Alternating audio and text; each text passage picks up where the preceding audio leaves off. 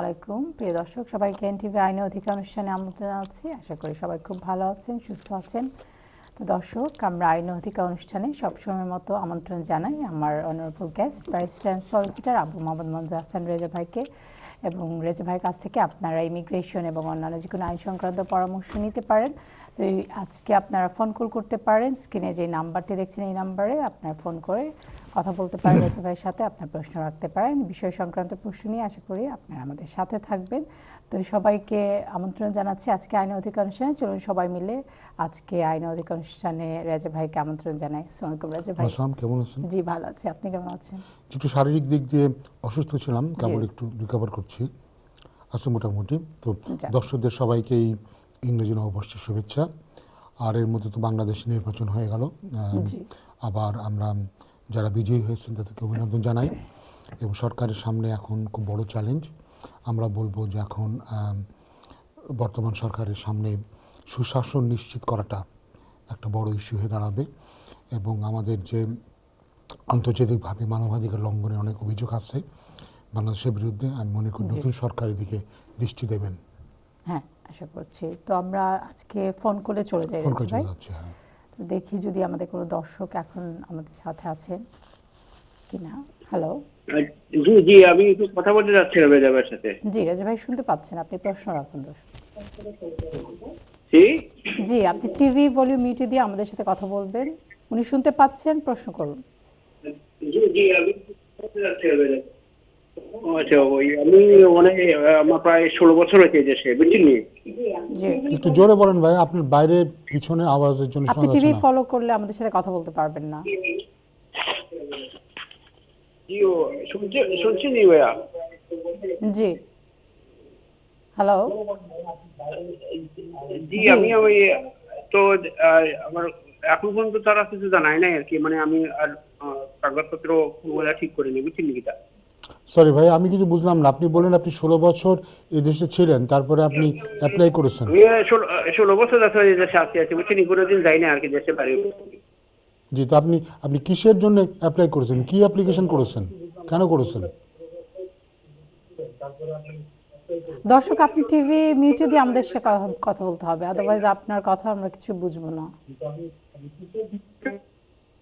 হ্যাঁ, আমরা নেক্সট কলারে চলে যাচ্ছি। প্রিয় দর্শক, আপনি আবারও ট্রাই করবেন, অবশ্যই টিভি ভলিউমটা মিটে দিয়ে কথা বলবেন আমাদের সাথে। নেক্সট কলার কাছে চলে যাচ্ছি। হ্যালো। আসসালামু আলাইকুম। ওয়ালাইকুম সালাম।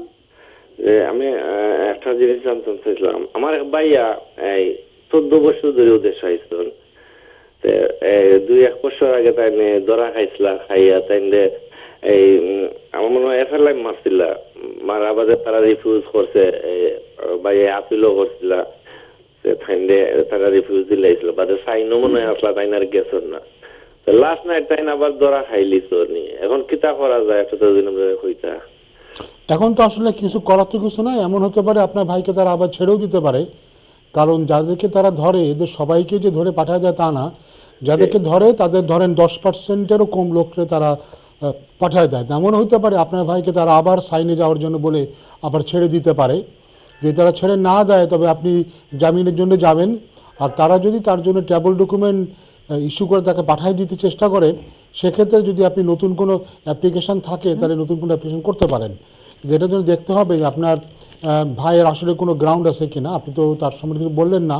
খালি 14 বছর এদেশে থাকলেই কিন্তু কোনো গ্রাউন্ড হয় না, আপনাকে কমপক্ষে 20 বছর থাকতে হবে। আর আপনার ভাইয়ের তো আপনি বললেন অ্যাসাইলাম ক্লেমটাও, ওনার আগের অ্যাসাইলাম কেসটা এরকম ছিল, ওনার আব্বারে দেশে মারা হয়েছিল আর কি, একটা ইনসিডেন্ট হয়েছিল, ওনার আব্বা মারা গেছে, ওগুলা দেখায় ছবি টবি দিয়া, পেপারে স্টেটমেন্ট দিয়া। জি, কিন্তু সেই অ্যাসাইলাম তো তারা রিফিউজ করেছিল। জি, যেহেতু সেই অ্যাসাইলাম ক্লেম তারা রিফিউজ করে দিয়েছে, সেক্ষেত্রে এখন তো ওই ক্লেমটা আবার চালু করলে তো কোনো লাভ নাই, তাই না? ক্লেমটা তো অলরেডি শেষ হয়ে গেছে, বুঝতে পেরেছেন? এখন দেখতে হবে, কারণ না হলে আপনি ওনার হিউম্যান রাইটসে 20 বছর না থাকলে ওনার আসলে কোনো ক্লেম হয়তো ওনার হবে না। যদি কোনো ফ্রেশ কোনো গ্রাউন্ড থাকে, উনি যদি নতুন কোনো কারণ দেখাতে পারেন দেশে গেলে ওনার সমস্যা হবে, তাহলে উনি হয়তো ফ্রেশ গ্রাউন্ডে ফ্রেশ সাবমিশন করে আবার অ্যাপ্লাই করতে পারেন, প্রোটেকশন চাইতে পারেন। ওকে ভাই, thank you. Thank you caller. Next কে আছেন আমাদের সাথে? হ্যালো। হ্যালো, আসসালামু আলাইকুম। ওয়ালাইকুম সালাম। জি, আমি ফোনে আর কি অ্যাসাইনমেন্ট ইন্টারভিউ দেয় কন্ট্যাক্ট করছিলাম, তো তারা আমার ডেট দিছে আগামী 23 তারিখ। তো এখন কত হইলো, তারা আমার কইছে দ্বিতীয় তালার দিতাম অন্য যেন তারা আমার ইন্টারভিউ লইতো। এটা কিন্তু মেইন ইন্টারভিউ না, স্ক্রিনিং ইন্টারভিউ। তা তো আমি জানতাম না। আপনার কি একবারও ইন্টারভিউ হয়েছে? জি না। তাহলে এটা হবে আপনার স্ক্রিনিং ইন্টারভিউ। তো তার সাথে যে বললো খানা নিয়ে যাওয়ার জন্য বা ওষুধ টষুধ সাথে নেওয়ার জন্য, যদি আপনাকে তারা দৃঢ়ক্ষণ রাখে, তারা আপনাকে বলেনি? আপনার ফর্মে তারা নিশ্চয়ই বলে দিবে যে আপনাকে কি জন্য তারা ডাকছে। Sorry. সাধারণত আপনার প্রথম ইন্টারভিউটা হবে স্ক্রিনিং। এমনও হতে পারে তারা চাইলে স্ক্রিনিংয়ের সাথে অ্যাসাইনামও করে নিতে পারে, কিন্তু সাধারণত সেটা করে না। নর্মালি স্ক্রিনিং করে, স্ক্রিনিং করার পরে আরেকদিন দেয় অ্যাসাইলামে, কিন্তু তারা ইচ্ছা করলে স্ক্রিনিং অ্যাসাইলাম দুটোই একদিনে করে নিতে পারে টাইম সেভ করার জন্যে। আর আপনাকে এই জন্য তারা হয়তো মেডিসিনে বলতে পারে স্ক্রিনিং হয়তো কোনো ফিক্সড টাইম নাই, আপনি সকালে গেলে হয়তো সারাদিন আপনার যখন টার্ন আসবে দেখা গেল 4-5 ঘন্টা হয়তো আপনাকে ওয়েট করা লাগতে পারে। মানে এখানে কনফিউজ আর কি, এই দিন ওরা আটকাবে কিনা এটার জন্য বলছি। এখন আটকানোর কোনো ব্যবস্থা নাই, এটা আপনি নিশ্চিত থাকতে পারেন। কোনো ফাস্ট ট্র্যাক অ্যাসাইলাম সিস্টেম নাই, ফলে আপনাকে তারা স্ক্রিনিং থেকে আটকাবে না। এই আটকানোর ব্যবস্থা এখন আর নাই। ওকে, থ্যাংক ইউ। আসসালামু আলাইকুম। থ্যাংক ইউ কলার আমাদের সাথে থাকার জন্য। নেক্সট কে আছেন আমাদের সাথে? হ্যালো হ্যালো হ্যালো হ্যালো কলার, হ্যালো।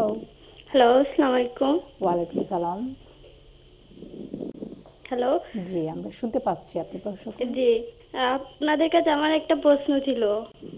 জি, প্রশ্ন করুন।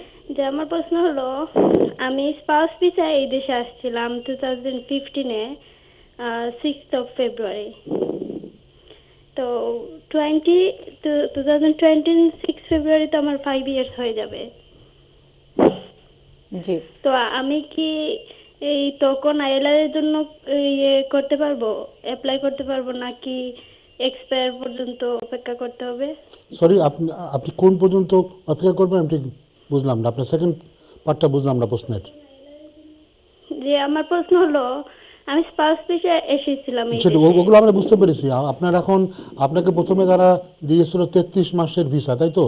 জি জি, এরপরে আবার দিয়েছে। এরপরে আবার আপনি একই গ্রাউন্ডে অ্যাপ্লাই করেছেন। জি জি যে তাহলে যেটা হবে, আপনার 5 বছর পূর্ণ হলেই, জি। আপনার ভিসা শেষ হওয়ার আগেও 5 বছর পূর্ণ হলেই আপনি সেটেলমেন্টের জন্য অ্যাপ্লাই করতে পারবেন। হ্যাঁ হ্যাঁ, 5 বছর তো আমার ওই 20 ফেব্রুয়ারিতে হয়ে যাবে না, কিন্তু এক্সপায়ার হবে বোধহয় জুনে। না, আমি তো আপনাকে বললাম আপনার ভিসা থাকবে না থাকবে কতদিন, মানে ভিসা কখন এক্সপায়ার হচ্ছে ওটা ইস্যু না, 5 বছর কখন আপনার পুরো হচ্ছে সেটা ইম্পর্টেন্ট। 5 বছর যখন হবে তখনই আপনি অ্যাপ্লাই করতে পারবেন। জি, এইটাই। জি, thank you. Thank you caller. Next কে আছেন আমাদের সাথে? হ্যালো হ্যালো হ্যালো দর্শক। হ্যালো, আসসালামু ওয়ালাইকুম সালাম। জি, আমি একটা জিনিস জানতে চাচ্ছিলাম। জি, ওই যে বলুন। 10 ইয়ার্স যে বাচ্চাদের যে ইয়াটা ব্রিটিশ পাসপোর্টের ব্যাপারটা 10 ইয়ার্স রেজিস্ট্রেশন, তো এইটা আপনার ইয়া কি হয় যে যদি হলিডে যায় এর মধ্যে দিয়ে বাংলাদেশে 2 উইকস ছিল, কোনো সমস্যা হবে নাকি? এটা যদি আপনি একটা সিগনিফিক্যান্ট পিরিয়ড যদি আপনি বাইরে না থাকেন, এবং এখানে কোনো হার্ড আর ফাস্ট রুল নাই, তো আমাদের হিসেব অনুযায়ী আপনি 10 বছরের ভিতরে 90 দিনের বেশি দেশের বাইরে না থাকলে। না, বাচ্চাদের ক্ষেত্রে, বাচ্চাদের 10 ইয়ার্স পরে বাচ্চাদের জন্য আমি বলছি, বাচ্চাদের জন্য যদি আপনি এদেশে 90 দিনের বেশি বাচ্চা বাইরে না থাকে, বাচ্চার জন্ম যদি এদেশে হয়, জন্মের পর থেকেই যদি সে একটানা 10 বছর এদেশে থাকে, খুব শর্ট ব্রেক যদি সে বাইরে থাকে, ধরেন আমরা বলবো যে 90 ডেজের মতো, তাহলে বাচ্চা 10 ইয়ার্সের বেনিফিট পাবে। কিন্তু 90 ডেজের কথাটা ওই ব্রিটিশ ন্যাশনালিটি একটার মধ্যে বলা হয় নাই, বাট এটা একটা বলতে পারেন রুলস অফ থাম। ঠিক আছে, তার মানে 90 দিনে বেশি থাকা যাবে না, তাই তো? বেশি থাকাটা আমরা অ্যাডভাইস করব না। আচ্ছা, আর একটা জিনিস হলো যে ওই যে আপনি যদি হিউম্যান রাইটসে যদি কেউ কেস পায়, তো মনে করেন পাইছে, তো এটা আমি কি ঘরের জন্য অ্যাপ্লাই করতে পারবো? এটা no request to public fund আপনার যদি আপনার no recourse to public fund লেখা থাকে, তার মানে আপনি অবশ্যই হাউজিং বেনিফিট আপনি পেতে পারছেন না। আর না, এটা লেখা কাউন্সিল নাই, এটা আপনাকে লেখা নাই। আগে আপনার কথা ভালো করে শুনে নেন, তারপরে আপনি আপনার উত্তর দেবেন। এখন কাউন্সিল যদি আপনাকে, যেমন ধরেন NHS, যারা এদেশে যাদের থাকার পারমিশন নাই বা যারা কি বলে IHS হেলথ চার্জ দেয় না, তারা তো NHS তারা পেমেন্ট দিতে পারবে না। কিন্তু যদি তাকে হসপিটাল চিকিৎসা দেয় তাহলে তো কারো কিছু বলার নাই। একই রকমভাবে কাউন্সিল যদি আপনাকে তারা ঘর দিতে চায় বা দেয়, আর আপনি যদি সমস্ত ঘটনা বলেন যে আপনার no recourse to public fund, এরপরও আমি ঘরের জন্য অ্যাপ্লাই করতে চাচ্ছি, তাহলে তো আপনি ঘর দেয়, তাহলে আপনার কোনো প্রবলেম হবে না। কারণ আমরা জানি যে অনেক স্টুডেন্টদেরকেও তারা আগে তারা ঘর দিয়েছে। তো এটা হচ্ছে between you and the council. এটা লেখা নাই, no request to public fund লেখা নাই কিন্তু। আপনি আমার কথাটা আপনি বোধহয় কিছুই শুনছেন না। আমি আপনাকে যেটা বললাম যে কাউন্সিল যদি আপনাকে আপনার পুরো ঘটনা জেনে আপনাকে ঘর দেয় তা আপনার কোনো প্রবলেম নাই। আর আপনার যেটা রিকোর্স টু পাবলিক ফান্ডের জন্য আপনি দেখবেন ইমিগ্রেশন রুলের প্যারাগ্রাফ 6-এ একটা লিস্ট অফ বেনিফিট বলা আছে, সেগুলো আপনার জন্য ফরবিডেন, এবং সেটাতে আপনার কাউন্সিল হাউসের কথা বলা নাই। কিন্তু আমার কাগজে লেখা ছিল যে আপনার ঘরের জন্য ওরা পয়সা দিবে এরকম লেখা আছে, কিন্তু ঘর রেন্টের জন্য ওরা হেল্প করবে এরকম সব লেখা আছে, সব বেনিফিট আমার যে কাগজটা আছে ওই কাগজের মধ্যে লেখা ছিল আর কি। তাহলে আপনি আমার কাছে কি জানতে চাচ্ছেন? আপনি একবার বলতেছেন আপনার no recourse to public fund, আবার বলছেন আমার কাগজের মধ্যে লেখা আছে সব নো কিছু। রিকোয়েস্ট টু পাবলিক ফান্ড আমার কাগজে লেখা নাই, আমার ওই যে ইয়াতে আইডি কার্ডে লেখা নাই। এটা নাই। আপনার আইডি কার্ডে কি লেখা আছে? আমার আইডি কার্ডে শুধু নাম, কত সালে ভ্যালিড এক্সপায়ার হবে, আর এনআই নাম্বার, অন্য কিছু লেখা নাই কিন্তু। তা আপনার ওইটার সাথে যে কাগজ আসছে সেই কাগজে আপনি কি বলেছে? ওই কাগজে লেখা আছে সব বেনিফিট আমি ক্লেম করতে পারবো। তাহলে তো আপনার কেন, আপনি টেনশন করছেন কেন? না, বলতে হাউজিং এর জন্য অ্যাপ্লাই করলে, কারণ ওখানে লেখা আছে যে হাউজিং এ ওরা রেন্টে হেল্প করবে, রেন্ট ব্যাপারে হেল্প করবে। আপনার যদি no recourse to public fund না থাকে তাহলে তো আপনি সব ধরনের বেনিফিট ক্লেম করতে পারবেন। তাহলে আপনি টেনশন করছেন কেন? না, ওই হিউম্যান রাইটসের ওটা কি আমাদের পরবর্তী কোনো ঝামেলা হবে নাকি? এরকম অনেক লোকজন অনেক কিছু বলে আপনাদের মধ্যে। অনেক লোকজন কি বলে তা না, যদি আপনাকে তারা কি কি রেস্ট্রিকশন দেবে সেটা আপনি তারা হয় কার্ডে বলে দিবে কিংবা সাথে যে লেটার সেটা বলে দিবে। কার্ডে বা লেটারে যদি কোনো কিছু বলা না থাকে তাহলে আপনার কোনো রেস্ট্রিকশন নাই। জি জি, থ্যাংক ইউ ভাই, থ্যাংক ইউ দর্শক। ওকে, নেক্সট কলার কাছে আছে। হ্যালো। আসসালামু আলাইকুম। ওয়ালাইকুম সালাম। আসসালামু আলাইকুম। আমার দুইটা কোয়েশ্চেন ছিল আপনার কাছে। জি, প্রশ্ন করুন। একটা স্পাউস ভিসার লাগি অ্যাপ্লাই করতে হইলে অ্যাকাউন্ট ও ডিপোজিট টাকা লাগে নি, পাউন্ড লাগে মানে স্পাউস ভিসার জন্য আপনার মেইনটেনেন্সের রিকোয়ারমেন্ট হচ্ছে যিনি স্পন্সর তার বাৎসরিক ইনকাম থাকতে হবে 18,600। তার ইনকামটা থাকতে হবে, তার সেভিংসের কথা বলা হয় নাই।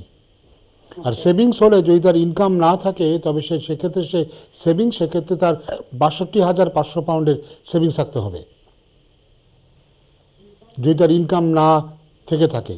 আর ইনকাম যদি তার শর্ট হয়ে থাকে তবে একটা ফর্মুলা আছে, যতটা শর্ট সেটাকে 2.5 গুণ দিয়ে তার সাথে 16,000 পাউন্ড অ্যাড করে যেটা হবে সেটা তার সেভিংসে থাকতে হবে। যে অ্যাকাউন্টে কোনো ডিপোজিট নাই, এখন অ্যাপ্লাই করতে হবে চাইরা, আর তার মাসও বেতন পায় 1,680 পাউন্ড। জি। আর আফটার ট্যাক্স হইল 1,395। না, সেটা ট্যাক্সের আগে, ট্যাক্স পাওয়ার আগে তার ইনকাম সেখান থেকে দেখেন 1,680 পাউন্ড ইনকাম হওয়া মানে তার অবশ্যই 18,600 বেশি তার ইনকাম আছে। এখন অ্যাপ্লাই করা যাইব বিকজ ডিপোজিট নাই। ইনকামের ভিত্তিতে আবার আপনাকে বলতেছি ব্যাংকের সেভিংসের কোনো আপনি কি আমার কথা বুঝতে পারছেন? আমি বলেছি ব্যাংকের সেভিংসটা কোনো রিকোয়ারমেন্ট না, রিকোয়ারমেন্ট হচ্ছে ইনকাম। আপনি যত পয়সা আয় করেন পুরো পয়সাটা যদি প্রতি মাসে খরচ করে ফেলেন তাহলেও কোনো সমস্যা নাই। আপনার ইনকাম আসতে হবে 18,600। থ্যাংক ইউ দর্শক, আশা করি বুঝতে পেরেছেন। প্রিয় দর্শক, আমাদের একটা শর্ট ব্রেকে যাওয়ার সময় হয়ে গেছে। আমরা কিছুক্ষণের মধ্যে আবারও ব্যাক করবো। আমাদের সাথে আশা করছি আপনারা থাকবেন।